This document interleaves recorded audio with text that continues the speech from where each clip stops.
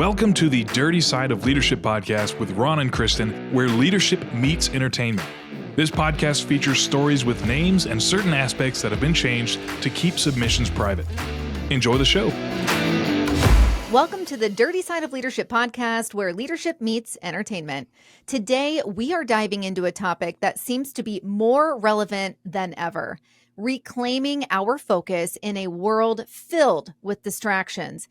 Ron, when you're in public, do you ever just stop and look around at how many people are on their freaking phones? I do it often. And here's the funny thing. You and I are recording this on Cinco de Mayo.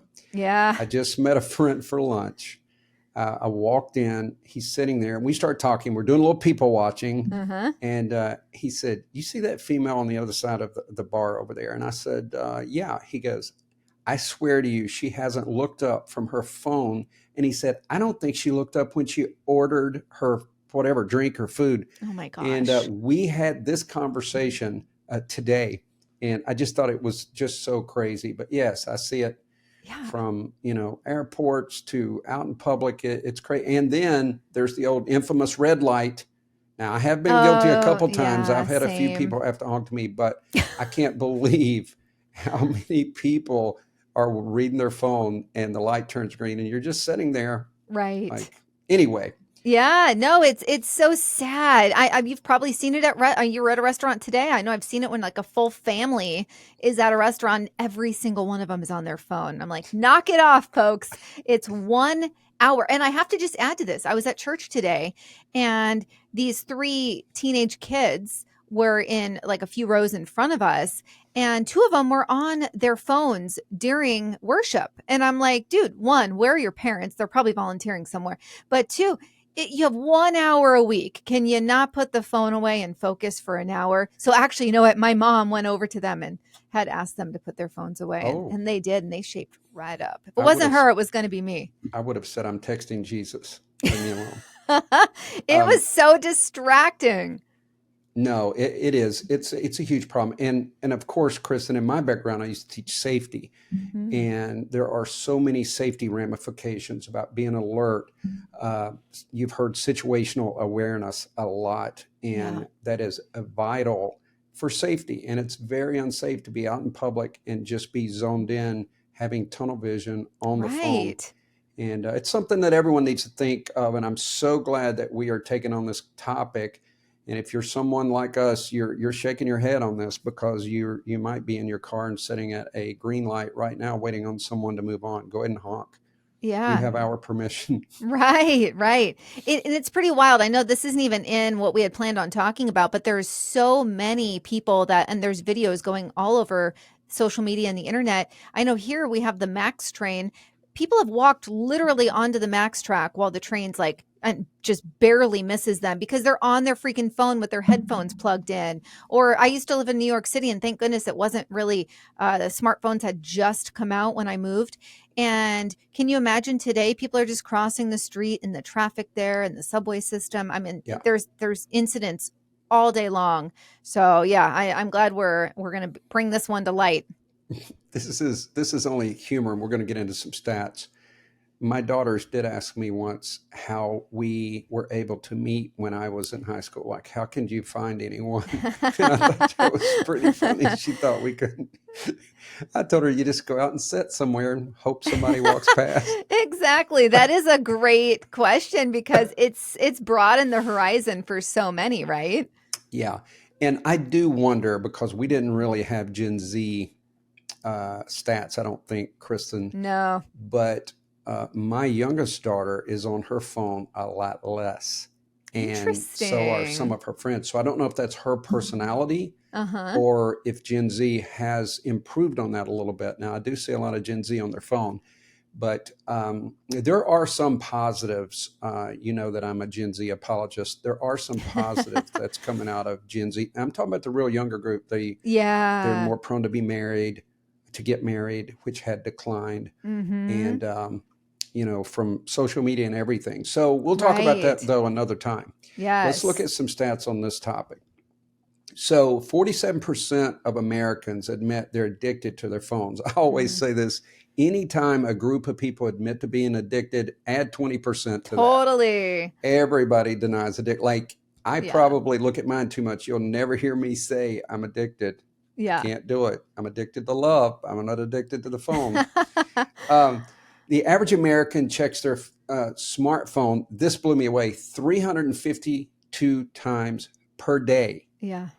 How many times have you checked yours today, Kristin? Come Oh, on goodness. Well, I was in church for an hour and a half, so that took off a lot. Oh, I've probably checked it 20 times. Yeah. And the day is young. As I did say this, and I do want to add this at the restaurant. This became an issue, and I've told this on the podcast before, so I'm not going to be detailed, but one time, as Academy director, I did have a lot of responsibility, but it's not an excuse. And my own daughter said to me, Dad, when I'm talking to you, I would appreciate it if you would pay attention. Right. That was at lunch, and that changed. That was probably 10 years ago. I don't know, but it totally changed my perspective. So I make a point, even with my buddy, I was with my buddy Phil today, that Kristin, you kind of know of him. Yeah.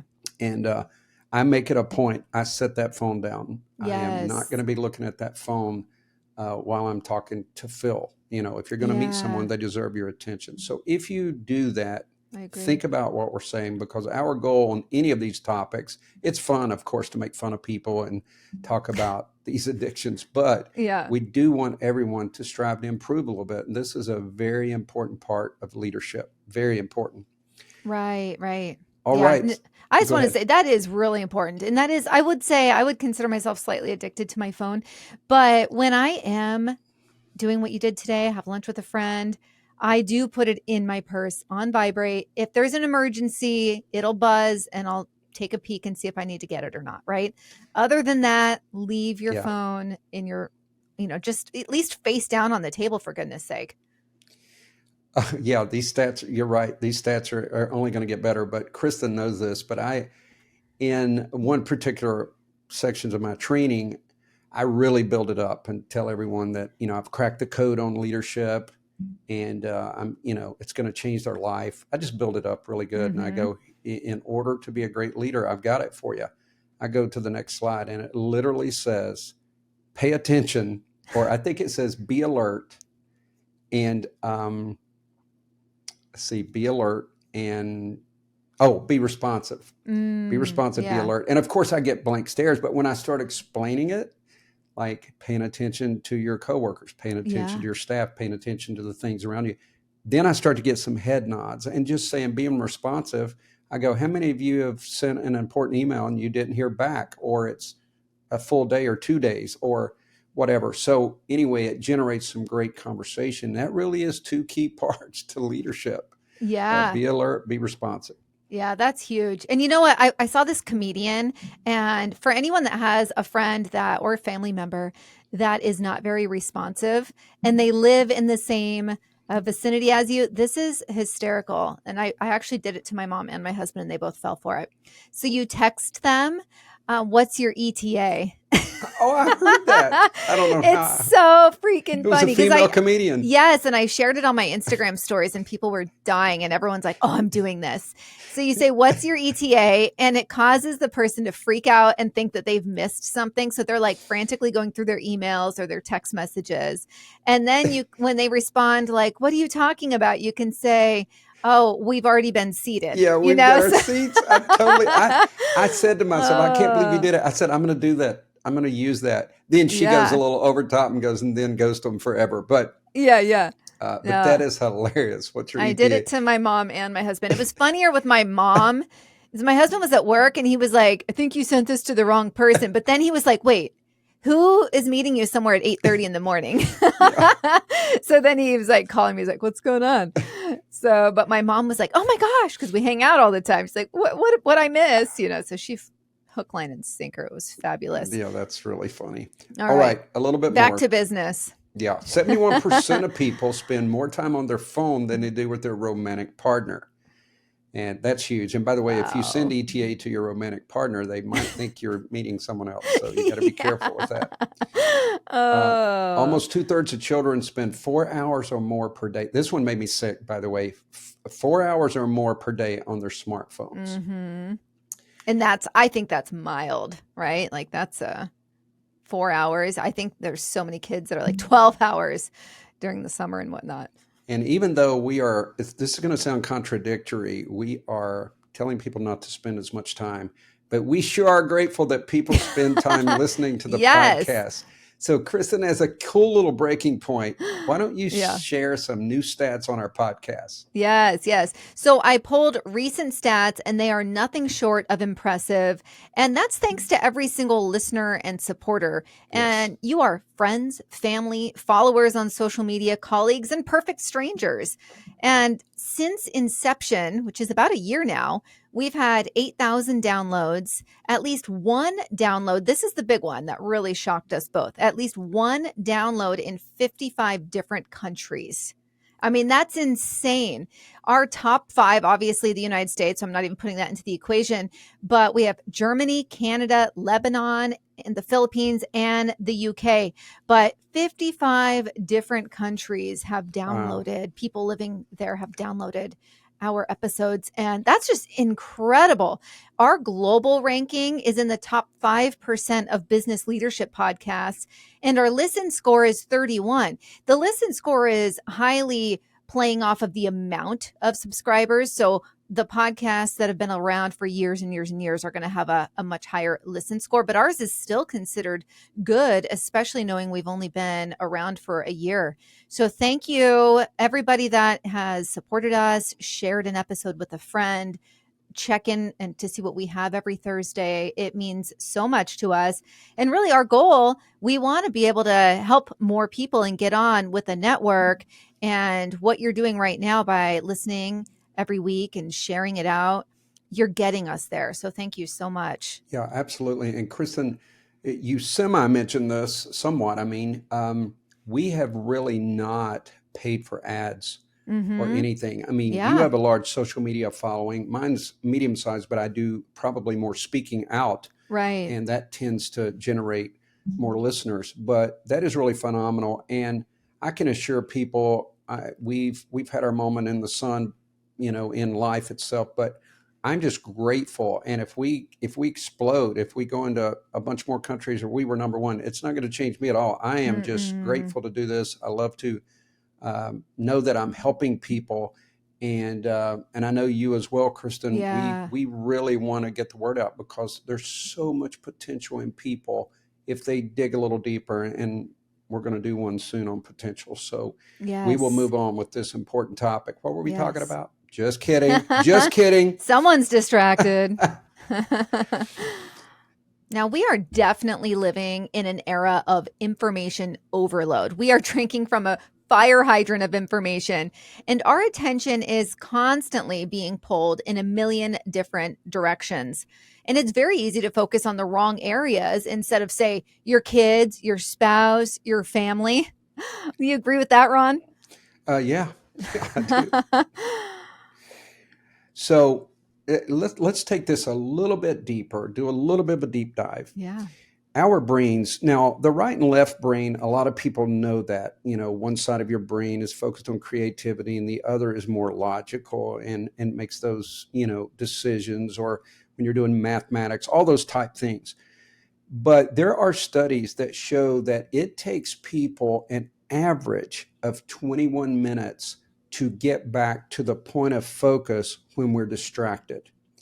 And when that happens, even if it was 5 minutes, we have to think, let's say that we're working on a project, Kristin, and we're really into it, and someone walks in, and then we have a conversation with that someone. Number 2 is we're way more apt to just continue the break. Like we've broken up, we've talked to that person, then I'll say, hey, Kristin, I'm going to go down the hall and grab a coffee. You want one? Exactly. So you get in a different mindset. So please give that some thought, that when we think we're checking our phone, and yes, there are people can jump right back into their work, but it doesn't mean they're going to get the depth of concentration that they need to, be creative or solve a problem. So I think that ties in well with what we're saying. Yeah, absolutely. So how do we reclaim our focus in the midst of chaos? That's what we're here to explore today, and we've been exploring a little bit. But one step is to recognize the impact that these distractions are having on our mental well-being. It's easy to get caught up in the constant scroll of social media or the never-ending news cycle, but we need to be mindful of how these behaviors are affecting us. Get this. People tapped, swiped, and clicked a whopping of 2,617 times each day. I'm going to repeat that, 2,617 times each day. On average, for the heaviest users, the top 10%, average interactions doubled to 5,427 touches a day. Per year, that's nearly 1 million touches on average, and 2 million for the less restrained among us. 2 million for people who are constantly doing it. That's mind-boggling, and this is hitting me a little bit, folks. That's all I'm saying. I'm starting to do some introspection here. And this is a time you don't want to be in the top 10% because that's crazy. And the difference between this number and what we shared early on, which was 350 visits to the phone.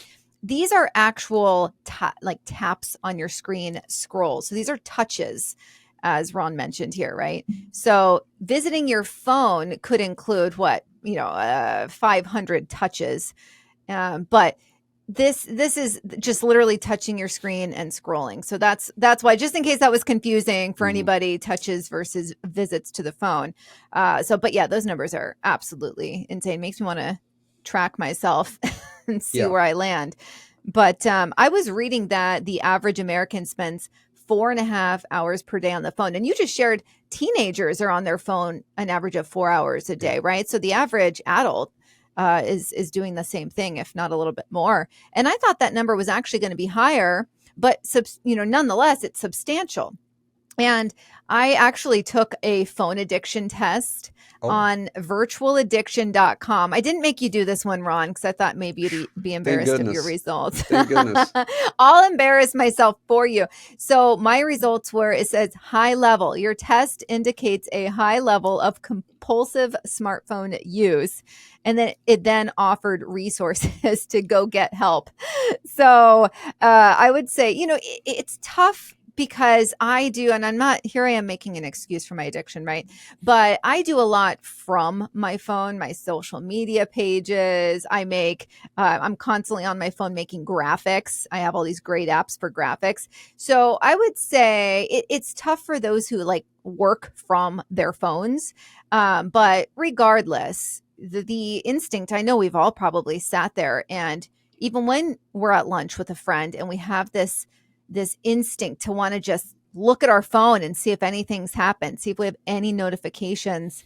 And that's that little piece, that's that addiction. And they did it on purpose. It was all the cell phone companies know what they're doing. It was all intentional to really hardwire our brains towards that addiction. I don't even know how I use the bathroom before the phone. It's a mystery. This is disgusting, but I'm sharing it. You might have seen it in my Instagram stories. It was like a gorilla sitting on the toilet, and it said, I forgot my phone and now I have to take a 1990s dump. And I will say, let me clear the air. I don't bring my phone to the bathroom, but I think plenty of people do. And that clearly resonated with millions because it was a very popular meme. Gosh, this is so, turn the volume down, folks. Oh my gosh. I honestly cannot imagine going to the restroom now without my phone. It's true. Really? I take it with me. Wow, you need one of those UV sanitizer things. I've seen them. Well, I was going to say, if my phone's a crime scene, my fingerprints are going to be there for sure. So they're going to be able to catch me. Oh my gosh! You're making me want to clean my phone, my screen now. If you can't see me, I'm looking at my screen. Oh my gosh, I can't stop laughing. Oh my gosh! Hey, you know what? Thank you for being vulnerable, Ron. I appreciate that. Well, you can't get any more vulnerable than that. I agree. And by the way, folks, we can start a Patreon page to get Kristin some counseling for her addiction. Yeah. I don't know what's worse. Yeah, I don't want to take that quiz. I'm afraid I don't want to take it. All right. It gets worse if you can. No, it doesn't. Does it get worse? Well, okay. We're moving into actual I guess it safety. Does. All right. Crashes and traffic crashes. And this correlates with what I said earlier about safety. So the National Safety Council reports that cell phone use while driving leads to, brace yourself, 1.6 million crashes each year. In fact, at any given time throughout the day, approximately 660,000 drivers are attempting to use their phones while behind the wheel of an automobile. Yikes. 3,308 people were killed by distracted driving in 2022 alone. Now, think about that. They weren't on their phone. They were killed by someone else who was distracted. Right. And that's pretty scary as well, because you might work on yourself, but all around you, other people are on their phone. So, yeah. And once any other comment on that, Kristin? No, it's just very alarming. It makes me flash back to this, the show I watched like 10 years ago, and the family, they had these little, those little silicone bracelets that people do for like awareness. Yeah. And they had one that goes on your thumb, and it was because their daughter died in a car accident because she was texting. And so they used to do this thing where they would go around the high schools and they'd give those little thumb silicone bands so that the teenagers would go to text and they would look at that and remind themselves of it can lead to death of themselves or others. Yeah. Wow. Okay. Well, we're always solution minded. So once we acknowledge a problem, we can start taking proactive steps to address it. This might mean setting boundaries around our technology use, scheduling regular digital detoxes. When I say go on a negativity diet, maybe we need to go on a digital diet. Yeah. Or even just practicing mindfulness to bring our attention back to the present moment. Remember the right brain, left brain thing. And another important aspect is to curate our information diet. We need to be selective about the content we consume and the sources we trust. Not everything that vies for our attention deserves it. And Kristin, you and I both, have some political leanings, and sometimes there are some bizarre stuff and also depressing stuff. Yeah. So when I tell you, I do have to, you called it, I said walk away, and you called it ghosting, post and ghost. That really stuck with me, because I do have to take breaks for that. I get really concerned about our country, and I take it very seriously. But if I'm unhealthy, I can't help anyone, and that's what we have to understand. Yeah, no, that's a great point. And by being intentional about where we allow our minds to go is huge. And I know I had heard someone say that basically our brains were never designed to be able to take on the problems of the world, right? Like we are that information overload that we brought up earlier. We were not designed to be able to take all this in and stay mentally healthy, right? That's why it's not a matter of if we do some type of detox from these distractions. It's really when you need to do it, right? Like, for instance, I'm going to the beach for these next 3 days. And so what I do is I make enough content for my social media to where over these next 3 days, I don't have to make any content while I'm out of town. So it's doing things like that where you're intentional to allow yourself to truly decompress. And it's really just knowing that you have something coming up, planning for it and executing, and then you get that much needed reset. And Kristin, let me jump in. We did Are You Distracted in the Bedroom? So I'm not going to go into that, but it was about sleep. And was that right? Are you a leader in the bedroom? Sorry, leader in the bedroom. I have to say, I was looking at all of our stats, and I think that one had a low, lower listen. And I think people were like, I don't know if I want to listen to that. Like that, I think they definitely thought it was sexual. So, so for those who have not listened to that because they thought we were going to be talking about the bedroom, literally, it's about sleep. And it is proven that looking at your phone extends about 45 minutes before you can go to sleep. So in other words, if you're reading stuff, you've added another 45 minutes of how long it takes you to go to sleep. Yes. And I would like to note that I'm a team player, but Kristin did come up with that topic about leadership in the bedroom. So I thought it was funny. Clearly, it was a little risque for our audience. People are too freaked out. I laughed when I saw the stats. I'm like, okay, I hear you. You know what our listeners are saying when I say that? They're like, duh. All right. Like, duh. So, okay. So, you know what I find sad? I was doing research into the impacts of distractions on relationships. And not even kidding, the first dozen articles that popped up when I was searching for basic, just basic phrases, distractions or reclaiming focus. It said basically that relationships are a distraction from meeting your goals or from obtaining success. And that's just so sad to me. That's what returned first is, hey, folks, and it was talking about college age. And yes, to some point, I do understand how that could be, but it was basically steering people away from romantic relationships. And I just found that sad because humans need relationships. We are tribal.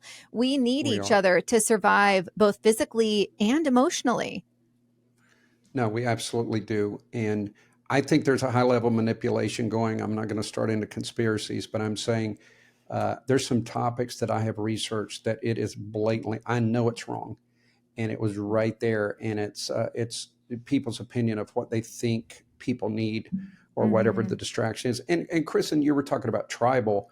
I assure you, I got really interested in podcasting before the pandemic, but number one, I didn't think I'm that interesting, but I wanted a partner to do the podcast. I didn't want to jump in because I had the ability to produce it, do all that, but Right. it just wouldn't have, I think I would have already quit. Let me put it that way. I think I would have done Yeah. about 25 episodes and, Right. moved on Right. to the next adventure. So even projects, teamwork is so important. It's in sports, it's in everything. Right. And no matter what they say, relationships are vital. Absolutely. Yeah. So, as always, we're going to provide ways to maximize or reduce distractions. And there are many barriers that to genuinely connecting with other people, especially in our modern world, right? We've been talking about technology till, we're blue in the face here, but busyness and technology, they both steal opportunities to be fully present and interact with the people around us. And technology is literally, I consider it a literal time thief. And, Ron, we did an entire episode on fear. I think it was called Kicking Fears ASS, right? And we did like dollar signs or something, a little Another Kristin risque. title. Go ahead. That one had quite a few clicks, probably because you wrote that one. It was a great. We had you kicking, I think, in your karate, one of your Yeah. karate moves. But we did the whole episode on fear. And, did you know fear hinders real relationships? I don't think a lot of people take the time to think about that. And one of the most common root problems that prevents us from connecting with others is fear. We fear rejection. That's a huge one. Failure or being judged.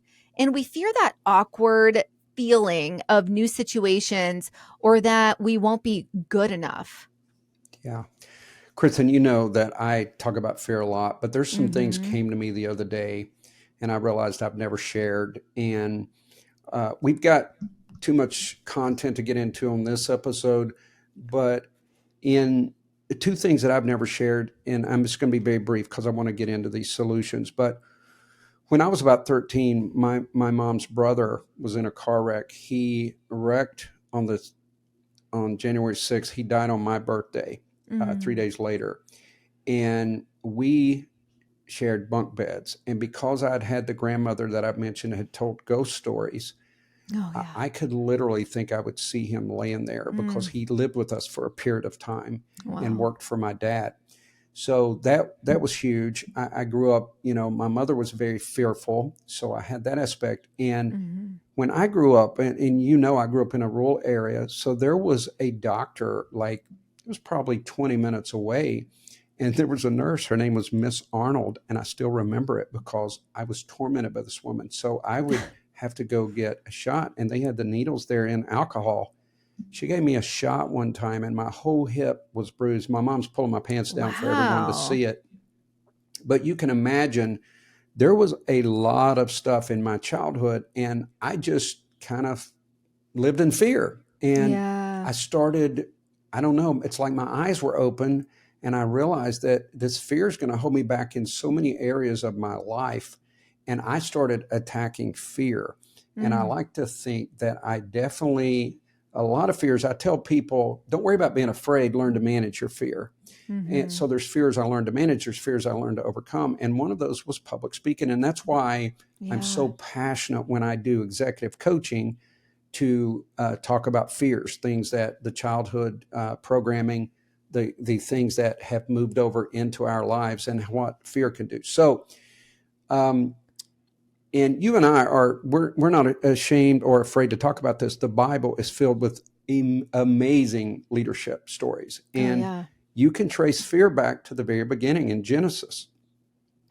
Adam and Eve had this perfect environment. We know they were naked. They didn't, it was like this serene. And no shame. There was no shame. It was serene. And then we know the serpent, which we know to be Satan, came to them, persuaded them to, God only gave them one rule: don't eat of the tree of good of knowledge, and you'll be okay, and all that.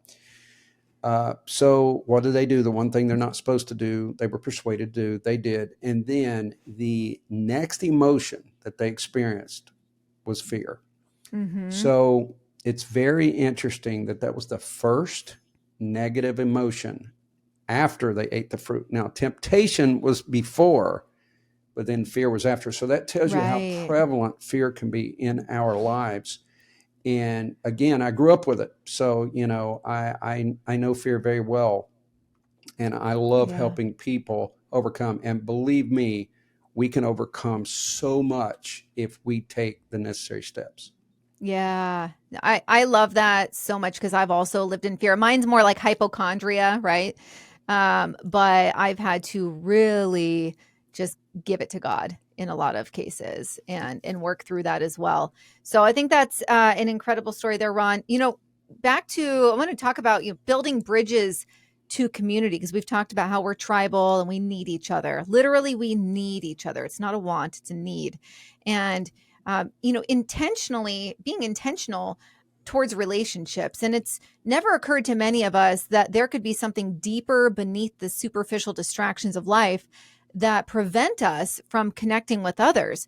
So how do we identify the fears that underlie our overuse of technology and the pull of busyness? And here are some areas to begin thinking through to help you build these deeper relationships and avoid isolation.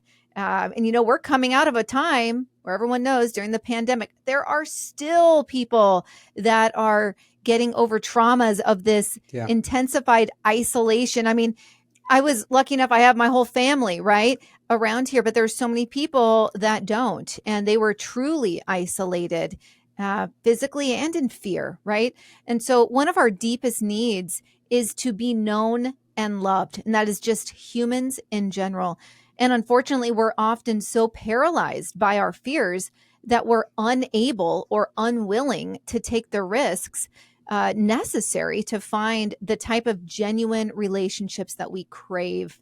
And one more piece here, we all long for deep relationships with others, whether we can admit it or not. But if we're going to tear down the barriers that are preventing us from sharing our true selves, we must identify the roots of the problem, and we must treat the disease, not just the symptoms, right? We don't want to do Band-Aids in this instance. You want to go deeper. Yeah. In our executive coaching, Kristin, we go into the saboteur exam. It's free online assessment, and we put a name to the saboteurs. And if you're listening, you may want to put a name on the fear, like the public speaking. It doesn't matter what you call it. If you said Frank, it reminds you that Frank is harassing me. I got to overcome Frank, and it makes it more real to us. It's a psychological thing. Interesting. But anyway, I think one example of looking at societal change and maybe societal decline is like dating apps. And I've talked to people who are really involved in dating apps. And of course, it goes back to the distraction. It becomes addicting. Yeah. But it's like catalog shopping, and your expectations just start to diminish. They just go down. You're not expecting much. And, it's swipe here, there. So I think those are something that people struggle with, and it hurts their self-esteem. But guess what? They keep coming back, and that leads me to the first one. It's FOMO, fear of missing out.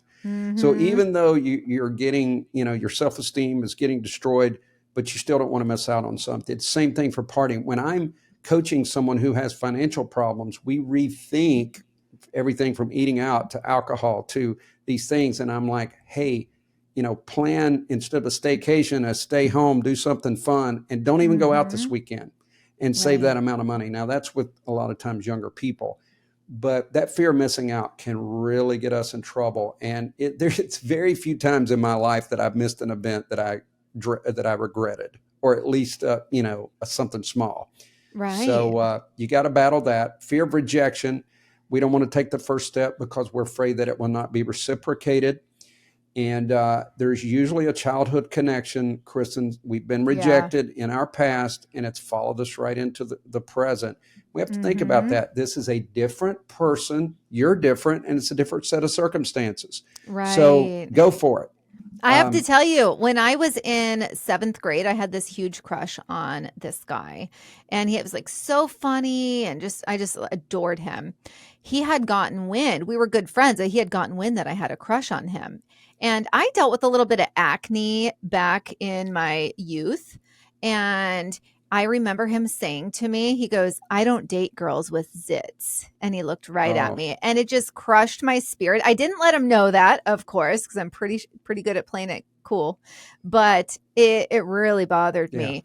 And so, just going through life, I don't know how to explain. You have that in the back of your mind for years and decades, right? And it does shape you when you are rejected in that way. I knew a female that 2 guys in a row broke up with her, broke her heart twice in a row. Then she starts going into the 3rd relationship, doing anything this guy wants to try and maintain the relationship, and all it does is erode and destroy. So fortunately, we were able to see the pattern and work with her on that. But yes, there's so many things that follow us. And Kristin, the next, I'm going to be honest with you. I started to tell you to read the next one because I'm going to feel guilty. Consider joining a group in your area where you can meet new people. This is some things that you can do, take that step of faith. But here's my issue. I live with my daughter, and my life was such a whirlwind, my entire life, from being on these federal law enforcement boards, at one point chair in the academy, and all of it. Yeah. So my phone buzzed off all the time, and it's like I'm still in that phase of appreciating serenity, and I do dread to get involved in social things. And I am lining up some business things, but I'm not sure that counts because I'm getting ready to go to something this week that is like a Chamber of Commerce type thing and all that. But I have noticed that I have been more recluse than I used to be. I've pulled away. So I like to believe mine is where I've just been, so active and sometimes abused. But I don't see anything wrong with that, actually, Ron. I find myself in a similar position.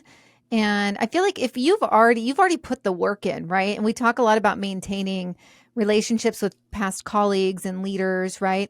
And people that worked for us. And you and I have both done that. And we have these relationships with people. I mean, you just went to lunch with somebody today, right? Like a friend. Yeah. So we've already put this work in. And so the momentum has continued on. Yeah. So people that have been social already, like you and I, we don't necessarily have to put a lot of work in to be intentional to have a whole new community of folks, right? Because we've maintained that. We've done that work already. But for those who have not maintained that, and they're just getting started, that's where it is going to require some catch up, if you will, catching up to where, maybe folks are a little more social and intentional like you and I have been and where we currently sit.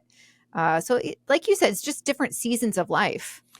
Yeah, it's true. And then the next is fear of failure, maybe fear of rejection. That's another part. I've always been competitive. So sometimes, even though I'm competitive, I would rather not compete than to risk loss. Mm-hmm. And the bottom line is you have to get on the court to play the game.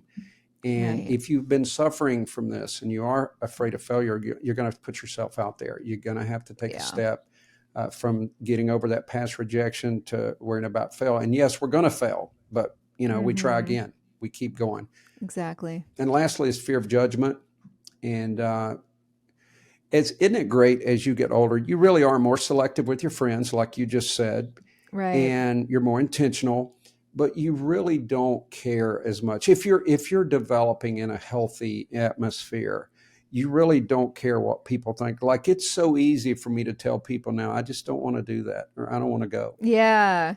And I remember I would either lie, make excuses, and we've all done it, don't judge me, or you exaggerate something going on, you have to be there. But as you mature, you start to realize, I really don't care what people think of me. And I've told this before, but that one moment when I made a big decision at the academy, and I had several people against me, and I remember the sad awakening that I had. I'm walking in my car, and I'm like, oh my God, I didn't know people would end up hating me because of a decision. This is bizarre to me, but I had to accept that and move on. And you get tougher in life, but you also don't want it to harden you to the point that you don't try to reach out and reestablish that community. We are tribal, as you said in the beginning. Yeah, exactly. I saw this meme the other day on LinkedIn, and it was like, kind of a tough nose looking boss, hard nose looking boss. And it said, basically, if you are afraid of rejection, or if you need everybody to be your friend, sell ice cream, don't be a leader. It was something like that. And I was like, that's a good point. We've all been through that, where, you and I have talked about, like, when we were new in leadership, and we see the table of who used to be our colleagues and now they're under us, and you just want to join in and sit there and just chat about whatever they're talking about. But it's different now. When you're a leader, you do have to stand apart a bit. So there's so many layers to that. I remember so vividly, and I may have said this before, forgive me folks, but I had gotten promoted, and I walked in the break room, and we had the typical break room, vending machines, that kind of stuff. And people go in there and have their lunch. And I can hear the hustle and bustle on my way down the hall. I swear I walked in and it went silent. And I couldn't let it slide. I went, oh, I'm that guy now. You guys can't talk when I'm in a room. Like, I didn't give them a pass. So then they kind of chuckled. And I said, oh, were you talking about me? Like, what do I need to know? So we got to laugh, and they started talking back. But it was a rude awakening that, I'm no longer one of the guys or the gals. I know. It's all changed. But I've experienced that too. And I like that you called it out, because that eases that awkward moment for everybody, including yourself. It does, Kristin. But guess what else it does? They kind of know this guy's intuitive. So I probably better not try to just pull the wool over. Like, I'm not going to let this slide. I know what just happened, and I'm going to let you know I know what just happened. I love that piece of it. I think there's two parts of it. Yeah, 100%. All right. Well said, Ron. And I want to thank everyone for turning in to the Dirty Side of Leadership. Make sure to subscribe, for more episodes. And until next time, remember to clear the clutter and reclaim your focus. Be the leader you're meant to be. We'll see you next week. The Dirty Side of Leadership podcast is brought to you by Forward Operations. If you'd like to book Ron or Kristin for speaking events, training, or executive coaching, visit forwardoperations.com. Be the leader you're meant to be.